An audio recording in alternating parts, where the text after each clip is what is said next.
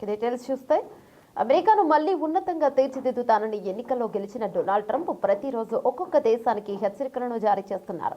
తాజాగా ఆయన దృష్టి డెన్మార్క్ లో భాగమైన గ్రీన్లాండ్ పై పడింది. ఇది 600కు పైగా సంవత్సరాలుగా డెన్మార్క్ లో భాగంగా ఉంది.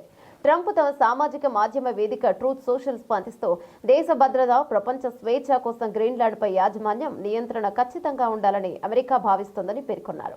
గ్రీన్లాండ్ పై నియంత్రణ కావాలనే కోరికను ఆయన తన మొదటి అధ్యక్ష పదవి కాలంలోనే వ్యక్తం చేశారు. ఘాటుగా స్పందించిన గ్రీన్లాండ్ పీఎం ట్రంప్ హెచ్చరికపై గ్రీన్లాండ్ ప్రధానమంత్రి ముటే ఎగడే ఘాటుగా స్పందించారు. మేం ఎన్నటికీ అమ్మకానికి ఉండబోము, స్వాతంత్ర్యం కోసం మా సుదీర్ఘ యుద్ధాన్ని ఓడిపోబోము అని తెలిపారు. పనామా ప్రెసిడెంట్ ఘాటు జవాబు పనామా కాలువ గుండా వెళ్తున్న అమెరికా నౌకలకు భారీగా ఫీజులు వసూలు చేస్తున్నారని, దానిని తిరిగి తమకు అప్పగించాలని ట్రంప్ చేసిన హెచ్చరికలపై Panama president Jose Raul Mulino ఘాటుగా స్పందించారు. పనామా కాలువలో ప్రతి చదరపు మీటర్ పనామాకే చెందుతోందని స్పష్టం చేశారు. ట్రంప్ వ్యాఖ్యలు తమ సార్వభౌమాధికారాన్ని కించపరచడమేనని మండిపడ్డారు.